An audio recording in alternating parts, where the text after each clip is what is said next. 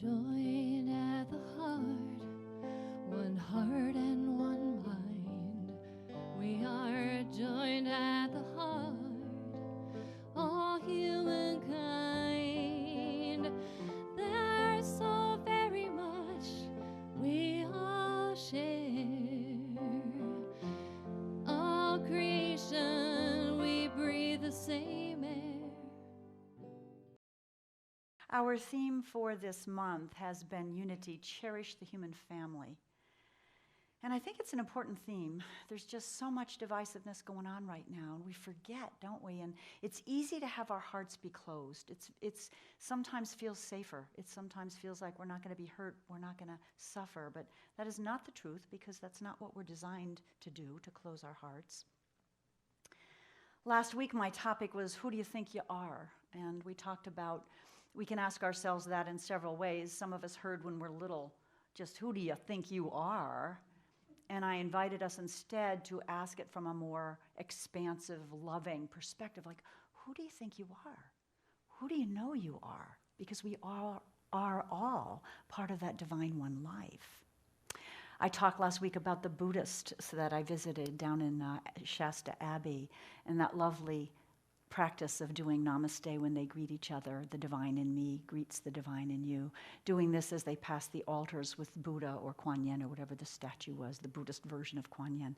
Just to remind ourselves of that all-pervading divine life that we're all a part of. Today I've entitled my talk, Joined at the Heart, as Kathy's song indicated.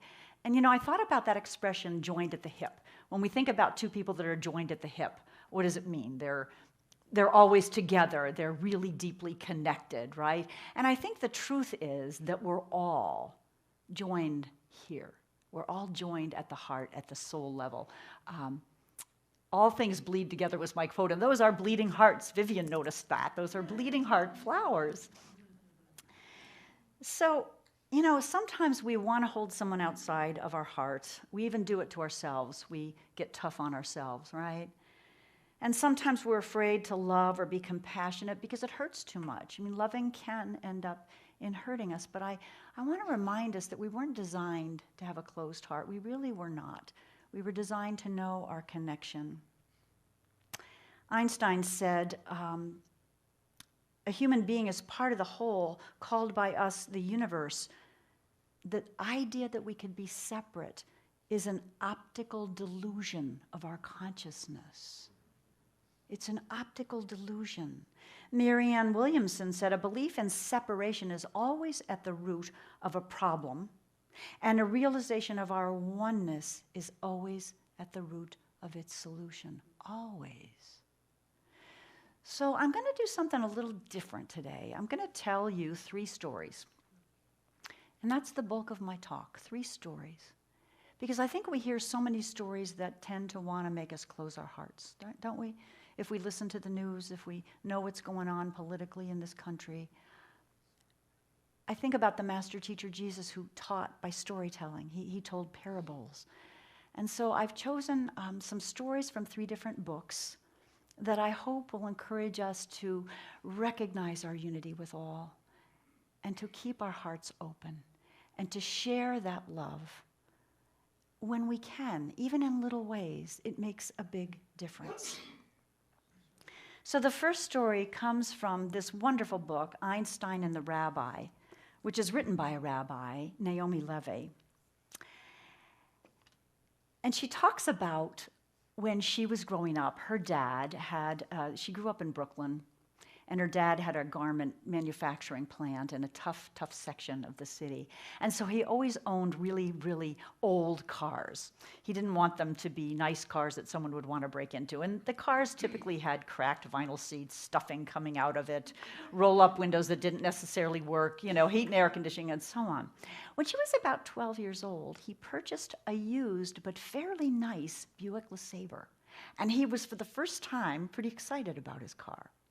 Now, one day, about this time of year, it was December, about 5:30 at night, dark, she was coming home from school where she had been at choir practice. She got off the bus, and as she walked the few blocks to home, she noticed down the street a car was on fire. And there was a man she couldn't see clearly who it was, but a man trying to douse the flames with a blanket or a towel or something.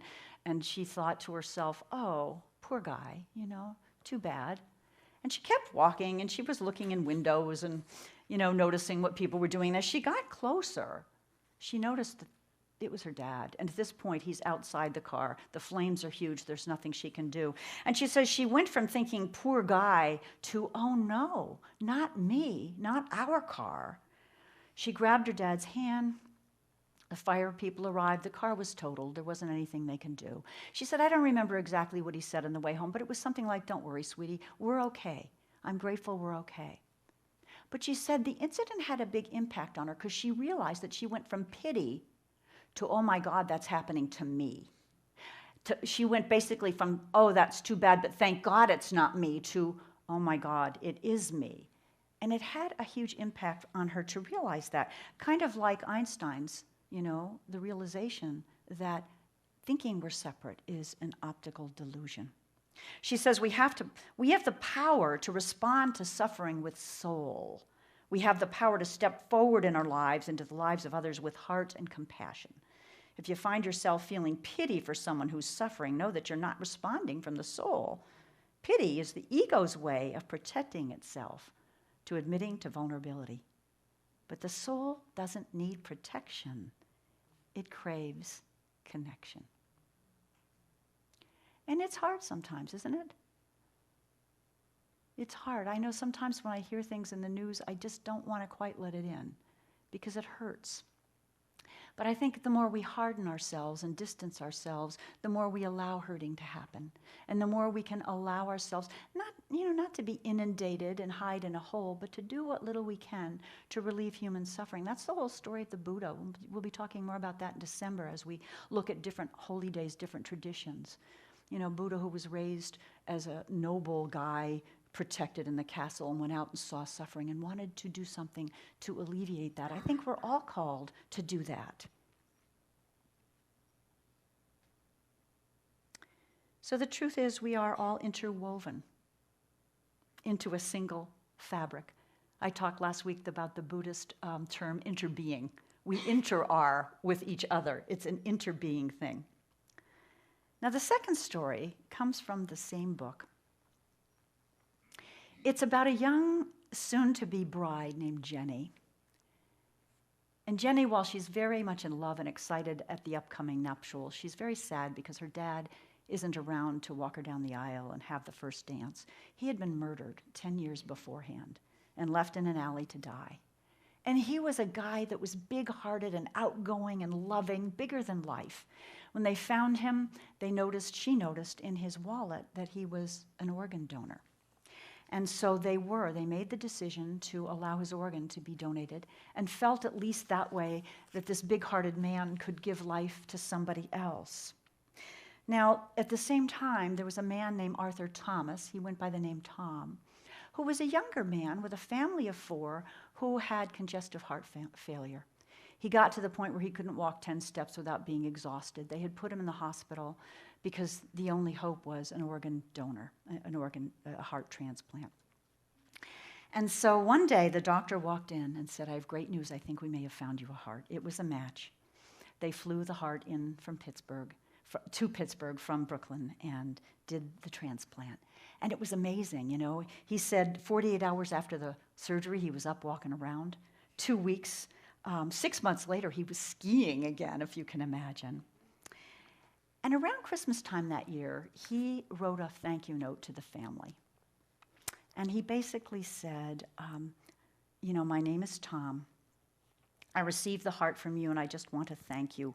I was so sick for so long, waiting for so long from a heart. Now, in the meantime, in the 10 years that had ensued, he and the family developed a relationship. There would be phone calls back and forth between Jenny's mom and Tom. There'd be cards and flowers and gifts sent.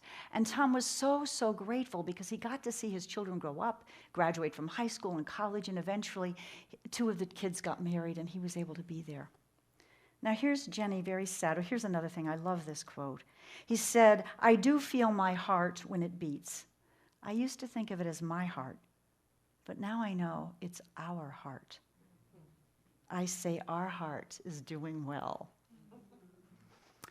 So right before the wedding, Jenny writes to Tom, and she writes to him. She doesn't want to put him on the spot by asking him on the phone. She has the thought, what if he could walk me down the aisle? It'd be like my dad was there. So she writes to him, Tom, this is Jenny, Michael's daughter. You have my dad's heart, and I'm so happy to have you in our lives. I recently got engaged. I'd like to know if you would come to my wedding, if you're willing, and walk me down the aisle. Well, of course, Tom was like, oh, you bet, I'll be there. And so they all meet for the first time and hug. And he invites Jenny to feel his pulse, to feel her dad's heart beating. She actually puts her hand over his heart. And she said, I felt that day that Dad was there, and I knew he was looking down just happy. It was such a loving, loving time. And such a beautiful story of how we don't have to soldier on. You know, we don't have to go it alone. If we can reach out, sometimes somebody has just the right thing that they can do for us. Yeah, another example of how Einstein's optical delusion of separateness was really debunked. Yeah. I guess it's also an invitation to all of us to become organ donors, isn't it? Yeah. So, third story. First of all, a quote from Rumi, the Sufi poet. He said, they say there's a doorway from heart to heart, but what's the use of a door when there are no walls? You know, they say our heart has a resonance that's huge, much more than the brain. 5,000 times the resonance of the brain. And there are many more messages that go from our heart to our brain than from our brain to our heart. The brain is, the heart is a brain. It really is. And there is a connection that happens person to person, and even with our animal friends. I saw a really cute Facebook posting that reminded us that in Switzerland, they passed a law a few years back making it illegal to own just one guinea pig because they get lonely. Let's be passing laws like that, right? Isn't that sweet? The other little story that's really recent, and then I'll get to my big story. I'm just full of stories today. But I think we need to look for those stories, right? We need to look for the stories that remind us of our connection with each other and the truth. So I was watching the end of a Jeopardy show this week. And you know, Final Jeopardy, where they write the answer down and they decide how much they're going to wager. And there was one young man who apparently didn't know the answer to the Final Jeopardy question. And Alex Trebek, who many of you know is in the midst of dealing with stage 4 pancreatic cancer. And not sure how long he can continue to do his job because the chemo has given him sores in his mouth. And so this young man writes his answer, and Alex reads it. You know, they write it on that little, and he didn't know, so Alex is looking at his slate going, we love you, Alex, and there's a heart there. And Alex, as he's reading, gets choked up and just says, how kind of you. But what a sweet gesture of support, of union, of love. So the other story I wanted to tell you comes from a different book, and I highly recommend this one. I'm always recommending books, but this one is called Tattoos on the Heart, The Power of Boundless Compassion. It's written by a Jesuit priest by the name of Father Gregory Boyle, whose ministry is in a high-crime, gang-infested region of the LA area. He started Homeboy Industries to put gang members and recently released gang members from prison to work. They have a bakery. They have a t-shirt silk screening business. And it's been a rough road. I mean, he's had some beautiful relationships with these young men, and he's lost and buried a lot of them, as you can imagine. So this is a really sweet story. In the spring of 2005, First Lady Laura Bush chose Homeboy Industries as the only gang intervention program in the country she would visit during her Helping America's Youth campaign. Now, you can imagine the Secret Service guys arriving to kind of check out this place, right? There's sharpshooters on the roofs, and there's bomb-sniffing dogs, and Father Boyle has to submit the name and birth date and all this of all the people that might be in shooting or spitting distance, as he said, of Laura Bush. And the Secret Service agents, who he says are they don't have a lot of sense of humor. They come and they're looking at these these information he's given them, and they go things like, these people have records. Duh. And he goes, yeah, that's what we're about. But they come. And this was interesting. So they come and, they have the visit. This was the second visit, actually. Al Gore had visited a little while earlier and visited the bakery. Now, the First Lady gets back to Washington, and word comes from one of her staffers to Father Boyle that they would like him to come to speak at a conference and have dinner at the White House afterwards. And the staffer says to Father Boyle, and I'd like you to bring 3 homies with you. He says, now, I don't know if it was Laura Bush's term or if it was the staffer's term, but he was to choose 3 homies. So he picks Alex, Charlie, and Felipe. Now, he says, if you had asked Central Casting to find 3 homies, you couldn't have found 3 better kids, all right? Young men, I should say. They're all 3 of them large, quite tattooed. They had a rather menacing appearance. Felipe was bright, articulate, and he chose Felipe to be the speaker at the conference with him. Charlie, he had known for many years, was an identical twin. Charlie had a prosthetic leg because the other one was shot outside of a baptism celebration by a rival gang member. Now, Alex is a thickly built young man in his mid-20s, handsome, but with tattoos all across his neck. Part of what Homeboy Industries does is removes the tattoos so that they can apply for jobs and look non-menacing. So the tattoos on his forehead and across here are in the process of being removed. He's had maybe, 40 treatments, but he needs 90 more. And it's interesting, the story he tells about Alex. He's a simple guy, never did well at school. At a Dodgers game once, after singing the Star-Spangled Banner with his hand over his heart, Alex confided in his priest friend, I couldn't tell my right hand from my left if it weren't for the Pledge of Allegiance. But he has a big heart, and his job at the Homeboy Industries is to give tours and explain, and he's grown into that job, and he just does a terrific job. Now, they need suits. They can't go to the White House in their size, whatever, dickies that are falling off their what's. So Father Boyle takes them to the men's warehouse to outfit them. Now, you can imagine walking in with these 3 guys, right? Yeah, every salesperson in the place rushes at the door as if to say, how may we help you leave our store as quickly as possible? We'll be needing some suits, Father Boyle says. Eyes rolling on the Richter scale as if to say, you think, you're going to go to the White House? But while Father Boyle busies himself looking at ties, Alex goes and he's put on a suit and he comes out and he's looking at himself in the mirror. Wow. And, he's just kind of transfixed. Damn, G, he says. Father Boyle says to him, are you okay? Damn, G, he says, doing what can only be described as a jig. I'm already pinching myself. I can't believe he's in a suit and that the guy in the suit is headed to the White House. A week before they're scheduled to go, he calls Alex into the office. He wants to make sure he's asked permission from his parole officer to go out of state. And Alex goes, yeah.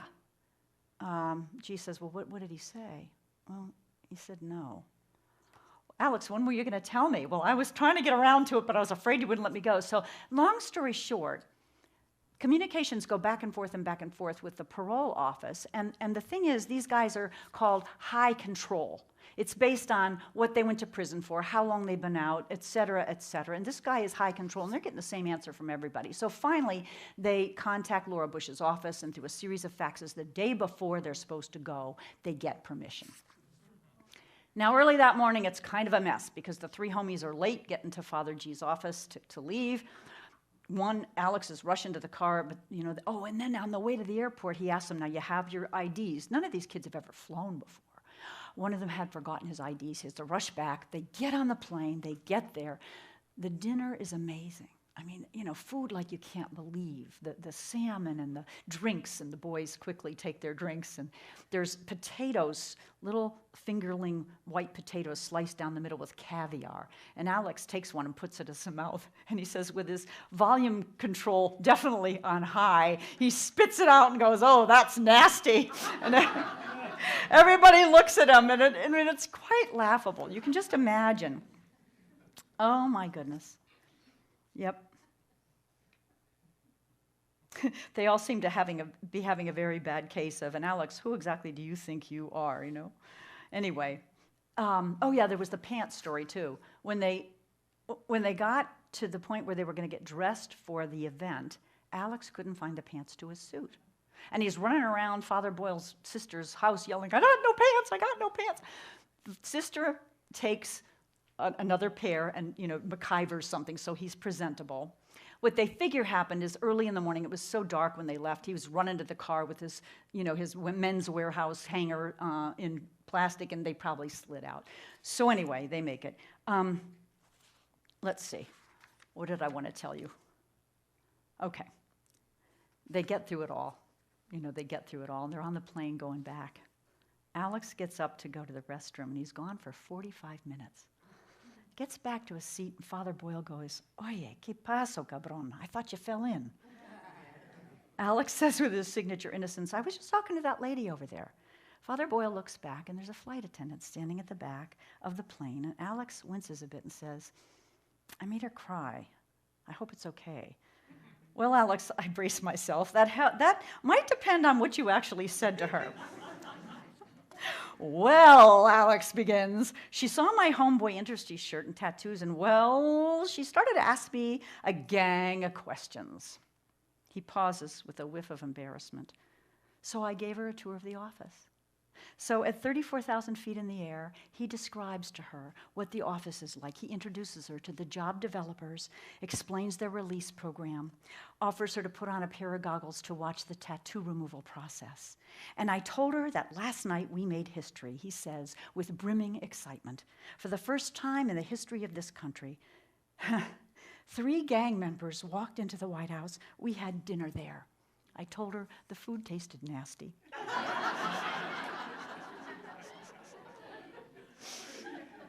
He pauses and gets still, and she cried. I get still myself. Well, mijo, what do you expect? She just caught a glimpse of you. She saw that you are somebody. She recognized you as the shape of God's heart.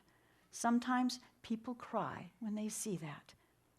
Suddenly, kinship, 2 souls feeling their worth, flight attendant, gang member, 34,000 feet, no daylight separating them. Exactly what God had in mind. Wow. Appearances. I got to tell you, this book, if you want something to read over the holidays, you cry or laugh every other page. There's some nods. Some of you have probably read it. Tattoos on the heart. Oh, my goodness. Again, Rumi tells us, you're the soul of the universe, and your name is love. Your task is not to seek for love, but merely to seek and find all the barriers within yourself that you've built against it. Yeah. Our founder of Science of Mind, Ernest Holmes, said, 1, 1, 1, never 2. The unity of all life. To learn this is to know a secret of the ages.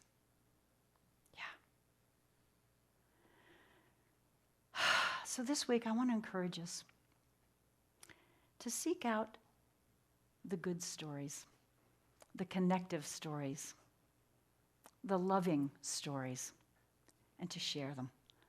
I've mentioned before, Upworthy.com is a great website with all kinds of stories. Facebook, if you have if you manage it right, and you don't listen to the people that are is a good source of that, right? It is. And I just want to remind us, that beautiful lesson of Alex's, that what somebody appears is not necessarily what's in here in the heart. Yeah, I once had a student, I think I've told you that when I was a counselor in a high school, came in with all of the appearance of a gang member, with keys hanging out here and that jewelry with the spikes on it, and he just looked tough, and I thought, oh boy. And when I got to know Joshua, sweetest heart in the world, So allowing our hearts to be tattooed, I think, allowing ourselves to be vulnerable, allowing ourselves to hurt when other people hurt, and to offer some measure of compassion There were some beautiful stories on Facebook about, or maybe it was Upworthy, about young parents on planes, when babies fuss, and most of us think, oh boy, I'm not there anymore, I wish. And parents stepping in to help, to reassure, to maybe hold the baby while the mom takes the toddler to the... There's so many little things we can do. Even if it's a smile or an encouraging word, we are joined at the heart whether we like it or not. And to pretend we're not, to harden our heart, to close our heart, only creates more suffering, I think. And if we're really going to get to the place of a world that works for everybody, I think we're going to have to open and remain open. And that means doing it again and again and again. And I know this week when I heard about another school shooting, I didn't even want to think about it, But we need to think about it. We need to feel it. We need to connect. We need to do what we can to spread the message that we're joined at the heart, all of us. Whether your political views are the same, the color of your skin, your preference, in any area of life, we're joined at the heart. We're one. Oneness is one of the core teachings of the science of mind. One life living itself as each one of us. And so if we can remember that, especially for those that it's hardest to remember for, we change things. We do. So are you with me this week? Yes. I'm really going to rededicate myself as I leave to see my 3-year-old, about to turn 3-year-old granddaughter in Arizona and share Thanksgiving. I'm going to rededicate myself to not complaining or bad-mouthing. I didn't make it the 21 days, by the way, with my no complaint bracelet. Kind of gave up. I'll try again.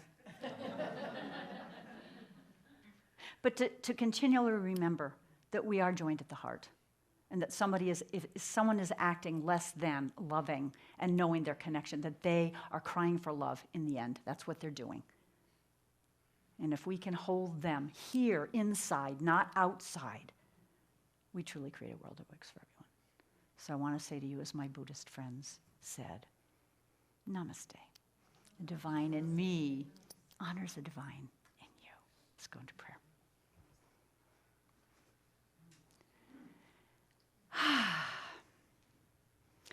So as we move toward Thanksgiving week, there is so much to be grateful for. Grateful for this tradition, where we truly know there is one divine life, one source, one creative intelligence. We might call it love intelligence, living itself as each one in this room, living itself as each being across the planet, each being, even the guinea pigs. God and I are one. Each of us is a part of that whole. There is a unity, a oneness, and we're called to cherish ourselves first and recognize our divinity so that we might also cherish the divinity in everybody, whether it's easy or not, whether they look like us or not, whether they think like us or not, to recognize we are joined at the heart. And the more we live in that knowing, and the more we express that and allow us to be moved when other people are either celebrating or hurting, the more we create ripples. That huge, powerful energy of our hearts creates a ripple of love that encircles the earth. So I know for us this week that we look at what we're grateful for, that we find compassion for ourselves first, and then find compassion for those that we wish to judge, remembering the truth is we're one heart, our heart, not my heart, but our heart. So I'm blessing all of us, blessing all communities in spiritual practice around the globe, wherever they are, in a mosque, in an ashram, a yoga mat, in the forest. One life, one divine presence, many paths. My blessings on each one here, my blessings on each one around the world who is suffering in any way, and on anyone in the room who is experiencing a particular challenge right now. Knowing it's open-heartedness and connection and reaching out to one another and supporting each other that really is the balm that reminds us we're joined at the heart. So in gratitude for all of this, and gratitude for our community and this philosophy, I release my word now, knowing this prayer is all prayers, has been heard and answered. And we say together, and so it is. Amen. Joined at the heart, one heart and one mind. We are joined at the heart, all humankind. There's so very much we all share.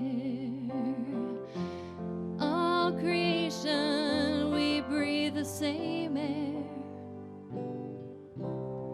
Sometimes we focus on our differences and we think about all our judgments and our fears. It might be race or religion or preferences, but we're all the same in here. Joined at the heart, one heart and one mind. We are joined at the heart, all humankind. There's so very much we all share. All creation, we breathe the same air. If I judged you for just being different, maybe I couldn't see the journey of your years and how you've struggled or had your own challenges. I'm sorry I couldn't see your tears.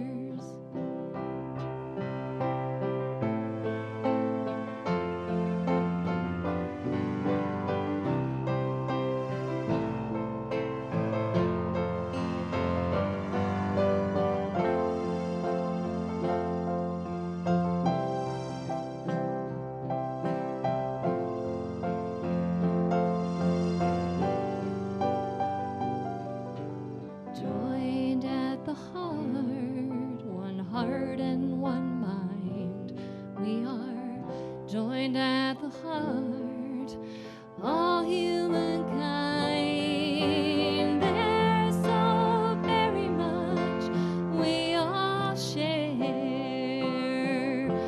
All creation, we breathe the same air.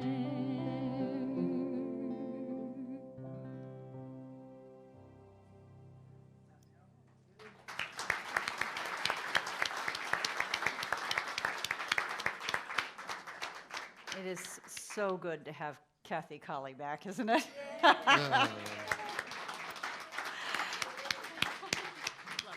Oh, honey, that was just beautiful. And what a treat to have her write songs for the topic. Isn't it amazing? Oh, and Isaiah, thank you so much. I don't know about you, but can you feel the heart opened? Yes. Yeah. Wow. Wow, wow, wow.